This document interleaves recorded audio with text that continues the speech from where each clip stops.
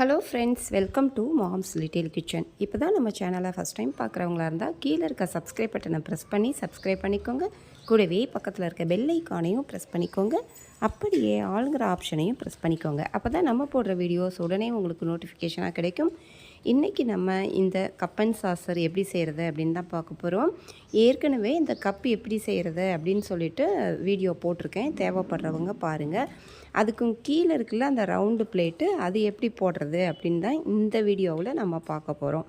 வீடியோவை ஸ்கிப் பண்ணாமல் பாருங்கள். அந்த ரவுண்டாக அந்த பிளேட்டு வந்து அழகாக வந்திருக்கு. அந்த கப்புக்கு தகுந்த மாதிரி சைஸ் கரெக்டாக இருக்கும்.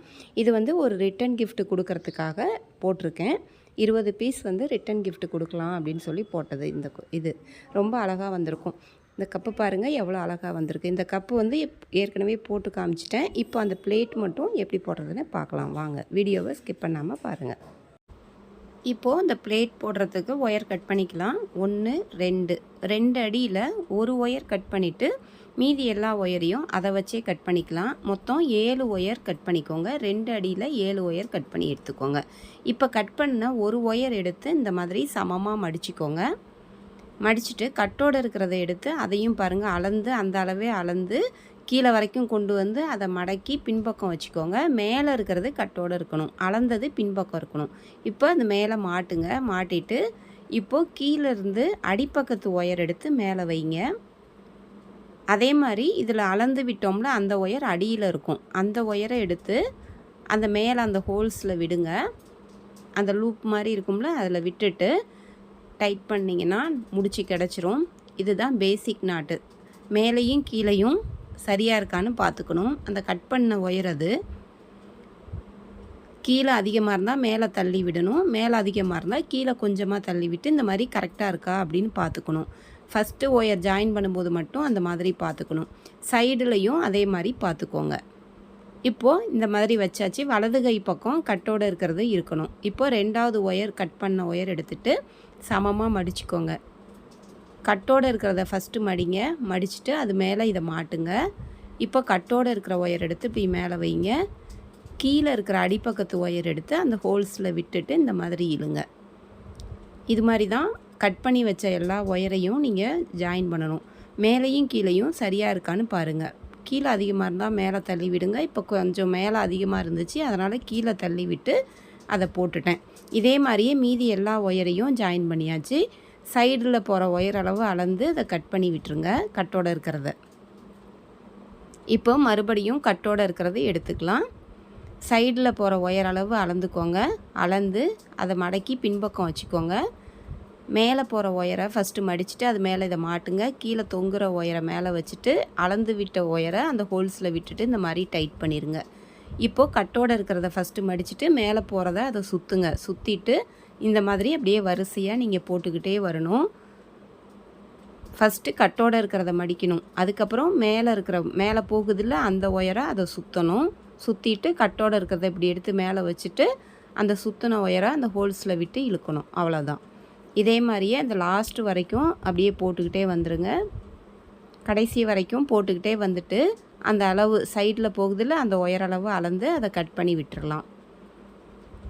இப்போது இது ஃபஸ்ட்டு ஒயர் ஜாயின் பண்ணது அடையாளத்துக்கு நடு லைன் அப்படின்னு தெரியறதுக்காக இந்த மாதிரி முடிச்சு போட்டு வச்சுக்கோங்க. இதுதான் நமக்கு நடு லைன் அது. இப்போது சைடில் போகிற ஒயர் அளவு அளந்துக்கோங்க. இப்போ கவனமாக பாருங்கள். அந்த ஃபஸ்ட்டு ஒயரை விட்டுருங்க. ஃபஸ்ட்டு ஒயரையும் அந்த கடைசி ஒயரையும் விட்டுறணும். விட்டுட்டு 2வது ஒயர்லேருந்து போட்டுக்கிட்டு வரணும். 2வது ஒயர்லேருந்து வரிசையாக போட்டுக்கிட்டே வாங்க. போட்டுக்கிட்டே வந்துட்டு அந்த கடைசி ஒயர் மட்டும் விட்டுருங்க. அந்த மாதிரி போட்டால் தான் நமக்கு அந்த ரவுண்டான ஷேப் கிடைக்கும். அதுக்காக இப்போ பாருங்கள் போட்டாச்சு. அந்த கடைசி ஒயர் போடாமல் விட்டுறணும், போடக்கூடாது. ஃபஸ்ட்டு ஒயரையும் கடைசி ஒயரையும் போடக்கூடாது. 5 மட்டும் போட்டுட்டு இந்த மாதிரி பாருங்கள் சைடில் போகிற ஒயர் அளவு அளந்து அதை கட் பண்ணிடுங்க. இப்போது அதே மாதிரியே என்ன பண்ணணும், சைடில் போகிற ஒயர் அளவு அளந்து மடித்து பின்பக்கம் வச்சுக்கிட்டு இப்போ மறுபடியும் இப்போ 5 போட்டிருந்தோம்ல, இப்போது அதிலிருந்து ஃபஸ்ட்டு ஒயரை விட்டுறணும். 2வது ஒயர்லேருந்து தான் போடணும். அதே மாதிரி லாஸ்ட்டு ஒயரை விட்டுறணும். அப்போது 3 நாட் தான் உங்களுக்கு வரும். அதில் பாருங்கள் 3 முடிச்சு மட்டும்தான் அதில் போடணும். ஃபஸ்ட்டு கடைசி 2யும் விட்டுறணும். விட்டுட்டு இந்த மாதிரி அளந்து கட் பண்ணிடுங்க. முடிச்சுக்கும் இந்த பக்கம் இப்போ போடணும். அதனால் இப்படி திருப்பிக்கலாம். திருப்பிட்டு அந்த பக்கம் எப்படி போட்டோமோ அதே மாதிரி தான் சைடில் போகிற ஒயரளவு அளந்து மடக்கி பின்பக்கம் வச்சுக்கிட்டு ஃபஸ்ட்டு எடுத்த உடனே போடும்போது 7 நாட் போடணும். அப்படியே வரிசையாக எதையும் விடாமல் 7 முடிச்சு போடுங்க. அதன் பிறகு 5, அதன் பிறகு 3 அந்த மாதிரி போடணும். கீழே போட்டிருந்தோம்ல அதே மாதிரி போட்டுருங்க. பாருங்கள் அதே மாதிரி போட்டாச்சு. அந்த முடிச்சு போட்டதுக்கும் 2 பக்கமும் கரெக்டாக போட்டிருக்கோமா அப்படின்னு பார்த்துக்கோங்க. இப்போது அடையாளத்துக்கு போட்டிருந்த அந்த முடிச்சியை எடுத்து விட்டுடலாம். இப்போது கட்டோடு இருக்கிற ஒயர் நான் இந்த சில்வர் கலர் ஒயர் எடுத்திருக்கேன். சிமெண்ட் கலர் ஒயர் எடுத்திருக்கேன். சொருகிற அளவுக்கு ஒரு 15 சென்டிமீட்டர் அளவு ஒயர் மடக்கி பின்பக்கம் வச்சுக்கோங்க. எங்கேருந்து வேணாலும் ஆரம்பிக்கலாம். அந்த 3 போட்டிருந்தோம்ல அதில் 2வது இதிலேருந்து நான் ஆரம்பிக்கிறேன். இந்த மாதிரி எப்பயும் போடுற மாதிரி அப்படியே போடுங்க. சொருகிற அளவுக்கு மட்டும் மடக்கி பின்பக்கம் வச்சு அப்படியே போட ஆரம்பிங்க. இப்போது அந்த கட்டோடு இருக்கிற ஒயரை அந்த மாதிரி கட்டி வச்சுக்கோங்க, இல்லைனா சிக்கு விழும். அந்த மாதிரி கட்டி வச்சுக்கிட்டு பாருங்கள், இப்போ போகுதுல்ல சைடில் ஒரு ஒயர் போகுது, மேலே பார்த்து ஒன்று போகுது. எல்லாமே நம்ம போடணும், எதையும் விட்டுறக்கூடாது. இப்போ பாருங்கள், இது சைடில் பார்த்து போகிறது கட் பண்ணது, அதை போட்டாச்சு. இப்போ பாருங்கள் மேலே பார்த்து ஒன்று போகுது, அதையும் போடணும். அந்த இடத்துல மட்டும் நமக்கு பார்த்திங்கன்னா அந்த கேப்பு வந்து ஐங்கோண வடிவத்தில் இருக்கும். ஃபஸ்ட்டு ட்ரையாங்கிள் மாதிரி இருக்கும், அதன் பிறகு ஐங்கோண வடிவத்தில் தெரியும். இப்போது இதே மாதிரியே பாருங்கள், இப்போ சைடில் போகுதில்ல அதை போடுறேன். அதன் பிறகு மேல் நோக்கி ஒன்று போகும், அதையும் போடணும். விட்டுறக்கூடாது, நம்ம எந்த ஒயரையும் விடக்கூடாது. அந்த இடத்துல மட்டும் ப்ளஸ் மாதிரி தெரியும். சைடில் ஒன்று போகும், மேலே ஒன்று போகும். அப்போது சைடில் போகிறதையும் போடணும், மேலே போகிறதையும் நம்ம போடணும். ஒன்று குறைச்சி போட்டிருந்தோம்ல, அதனால் அந்த இடத்துல அப்படி வரும் உங்களுக்கு. ஒன்றுமே இல்லை, நீங்கள் எதுவும் பண்ண வேணாம். அப்படியே வரிசையாக எதையும் விடாமல் போட்டுக்கிட்டே வந்தீங்கன்னா போதும். எந்த ஒயரையும் சைடில் போகிறது மேலே போகிறது எல்லா ஒயரையுமே நீங்கள் விடாமல் போட்டுக்கிட்டே வாங்க. வரிசையாக போட்டுக்கிட்டே வரணும். எந்த இடத்துலையும் நிப்பாட்டாமல் எல்லா ஒயரையும் கொஞ்சம் கையில் அமுத்தி விடுங்க. அந்த மூளை திரும்புகிற மாதிரி வர இடம்லாம் நம்ம கட்டை விரலை வச்சு கொஞ்சம் அமுத்தி விடணும். அது போட்டு முடிச்சுட்டு அவ்வளோதான். பாருங்கள், இந்த மாதிரி ரவுண்டாக உங்களுக்கு வந்துடும். அது வரைக்கும் போடுங்க. ஏணிப்படி முடிச்சு எப்படி போடுறதுன்னு காமிக்கிறேன். இப்போ பாருங்கள், சுற்றிலும் நான் போட்டுக்கிட்டே வந்துட்டேன். எந்த ஒயரையும் விடாமல் வரிசையாக போட்டுக்கிட்டே வந்துட்டேன். இப்போ இந்த சொருகிற அளவுக்கு ஒயர் பாருங்கள் இருக்குதுல்ல, அந்த ஒயரை பின்பக்கம் வச்சு பிடிச்சிக்கணும். இந்த மாதிரி தான் நமக்கு இருக்கும். இப்போ இந்த சொருகிற அளவுக்கு இருக்கிற ஒயரை என்ன பண்ணணும், இப்படி பின்பக்கம் வச்சு விரலில் அமுத்தி பிடிச்சிக்கோங்க. கட்டோடு இருக்கிற ஒயரை நான் மடிக்கிற மாதிரி இந்த மாதிரி லூப் மாதிரி மடித்து உள்பக்கம் வச்சுக்கணும்.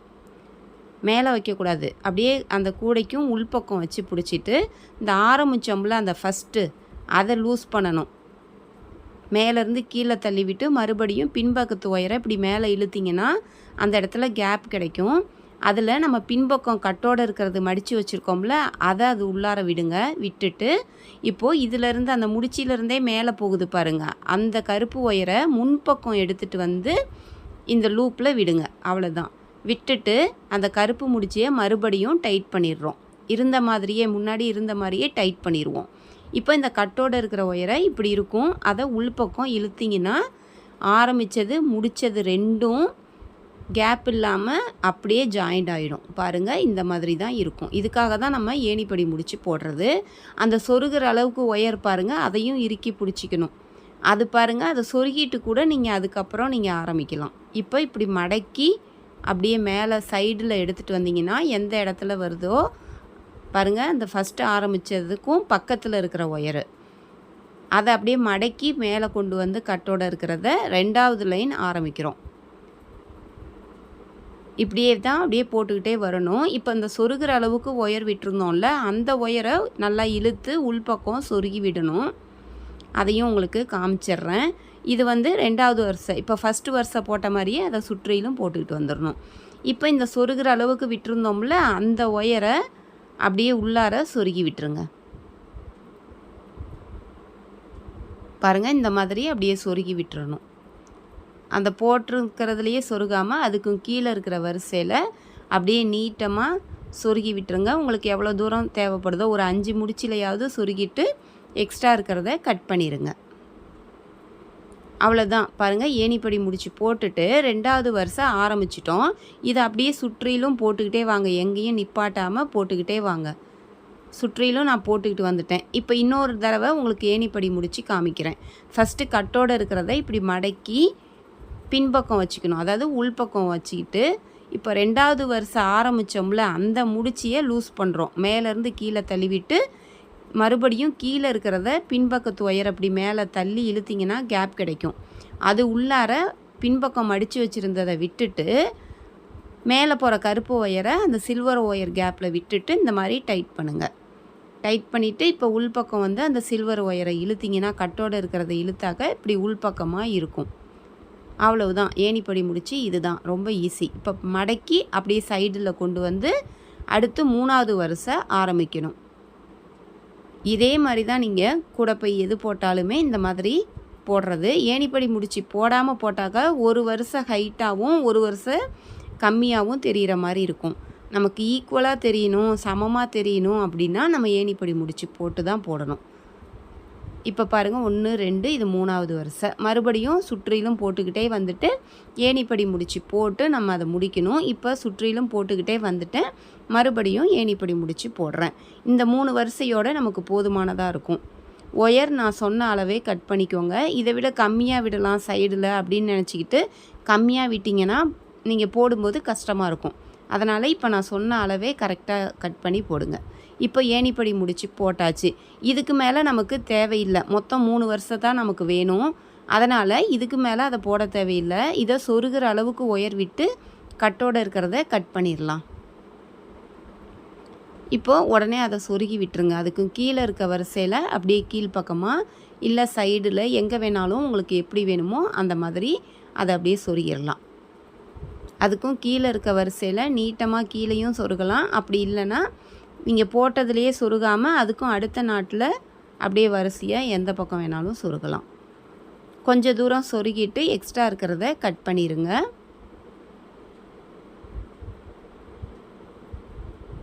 அவ்வளோதான். இப்போ இனிமேல் நம்ம சொருகிறது தான். இப்போ பாருங்கள் 3 வருஷம் வந்திருக்கு. இப்போ எப்படி சொருகணும் அப்படின்னு காமிக்கிறேன். இப்போ பாருங்கள் 1 2 3 மேலேருந்து எண்ணினீங்கன்னா பாருங்கள் எண்ணி காமிக்கிறேன். 1 2 3 1 2 3 அந்த 3வது இதில் ஃபஸ்ட்டு சுற்றிலும் எல்லா ஒயரையும் ஃபஸ்ட்டு 3வது இதில் சொருகிடணும். சும்மா ரஃப்பாக இழுக்காமல் சொருகுங்க. 1 2 3 அப்படின்னு இழுக்காமல் சுற்றிலும் ஃபஸ்ட்டு சொருகிட்டு அதன் பிறகு அந்த ஒரு வருஷம் மடங்குற மாதிரி அந்த ஒயரை பிடிச்சி இழுக்கணும். இழுத்தாக்க ஒரு வருஷம் உங்களுக்கு ஃபுல்லாக மடங்கி வந்துடும். சுற்றிலும் அந்த மாதிரி இழுத்துருங்க. இழுத்துட்டு அதன் பிறகு நீங்கள் ஃபுல்லாக சொருகுங்க.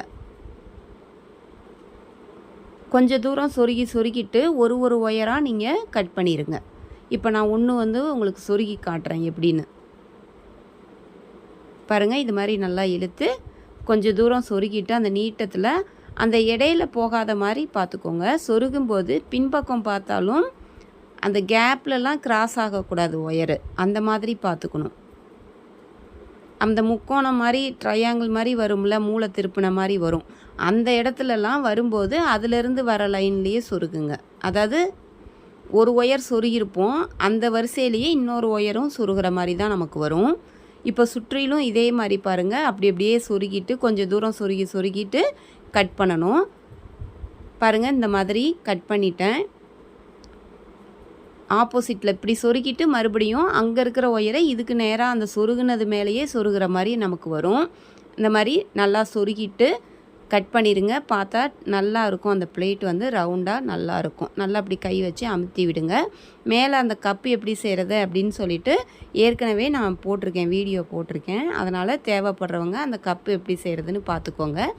இந்த அடி பிளேட்டும் பாருங்கள் செஞ்சுருக்கேன். நம்ம சேனலை பிடிச்சிருந்தா லைக் பண்ணுங்கள், ஷேர் பண்ணுங்கள், சப்ஸ்கிரைப் பண்ண மறந்துடாதீங்க, ஹைப் பண்ணுங்கள். தேங்க்யூ.